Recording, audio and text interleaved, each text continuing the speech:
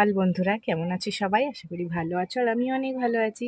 শুরু করছি আজ একটা মিনি ব্লগ এখন থেকে। চলো, আজকে তো সানডে, কি রান্না করব দেখো। আজকে আমি ভেবেছি বানাবো এঁচোড়। এঁচোড়টা কিনেছি, 2 দিন হয়ে গেছে। তো ভাবলাম, শুক্রবার ছিল, তো দোলের সময় খাওয়া হয়নি, আর এখন কালকে শনিবার গেছে, আজকে সানডে, আজকে বানাবো। তো চিকেন তো হচ্ছেই, আর আমি আজকে বানাবো একটা স্পেশাল। তো চলো তোমাদের সাথে শেয়ার করি, ভাবলাম কেটে নিই।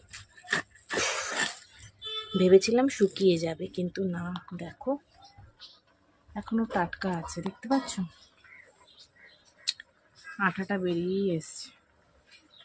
চলো ছোট ছোট করে কেটে নিই। তো এঁচোড়টা কাটবো,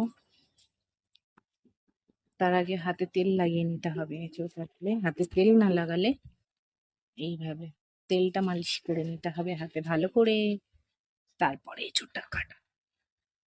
আজকে আমি এঁচোড়টা বানাবো মাংস দিয়ে।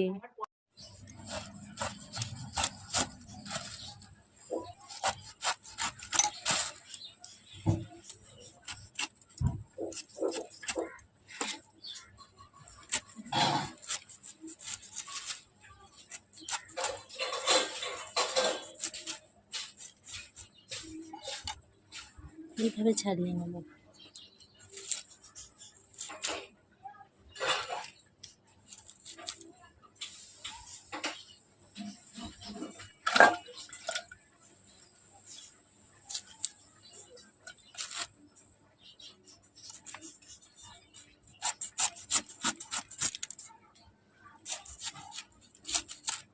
দেখে এরকম মোটা করে কাটতে হবে।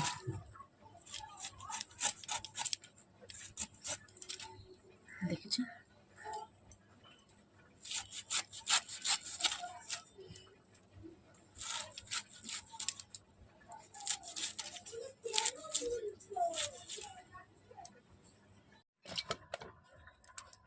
চিকেন নিয়ে নিয়েছি, আদা বাটা, রসুন ছাঁচা, কাঁচা লঙ্কা, পেঁয়াজ কুচি, টমেটো। চলো রান্না শুরু করে দিই। এখানে আমি এঁচড়গুলো সিদ্ধ করে নিয়েছি।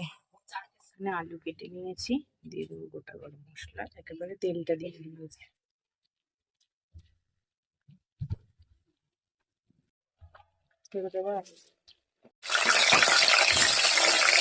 জিরে দিয়ে দেবো।